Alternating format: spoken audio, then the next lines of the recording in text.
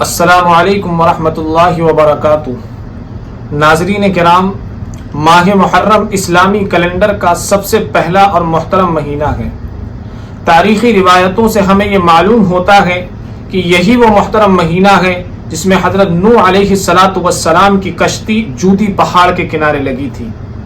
یہی وہ محترم مہینہ ہے جس میں حضرت موسیٰ علیہ السلام کو اپنی قوم کے ساتھ ظالم فرعون سے نجات ملی تھی۔ یہی وہ محترم مہینہ ہے جس میں حضرت یعقوب علیہ السلام کو بیماری سے شفا نصیب ہوئی تھی۔ یہی وہ محترم مہینہ ہے جس میں حضرت یونس علیہ السلام مچھلی کے پیٹ سے باہر نکلے تھے۔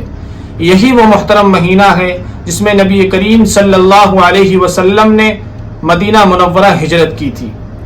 یہی وہ محترم مہینہ ہے جس میں خلیفہ دوم حضرت عمر فاروق رضی اللہ تعالی عنہ کی دردناک شہادت ہوئی تھی۔ یہی وہ محترم مہینہ ہے جس میں خلیفہ ثالث حضرت عثمان غنی رضی اللہ تعالی عنہ کی دردناک شہادت ہوئی تھی۔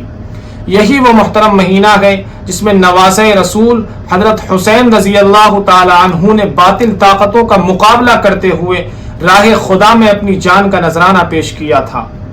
لہذا اس مہینے کی عظمت کا تعلق محض حضرت حسین رضی اللہ تعالی عنہ کی المناک شہادت نہیں ہے، بلکہ یہ مہینہ شروع ہی سے عظمتوں والا رہا ہے۔ اس لیے جو لوگ اس مہینے کو صرف شہادت حسین کے ساتھ خاص جانتے ہیں اور اس مہینے کو غم کا مہینہ مانتے ہیں، انہیں خوب سمجھ لینا چاہیے کہ اسلام میں ایک فنکشن کی طرح غم منانے کا کوئی تصور نہیں ہے۔ اسلام زندہ تھا، زندہ ہے اور زندہ رہے گا۔ اسلام ہمیں آگے بڑھنا سکھاتا ہے، بزدلوں کی طرح رونا نہیں۔ قتل حسین اصل میں مرگ یزید ہے۔ اسلام زندہ ہوتا ہے ہر کربلا کے بعد۔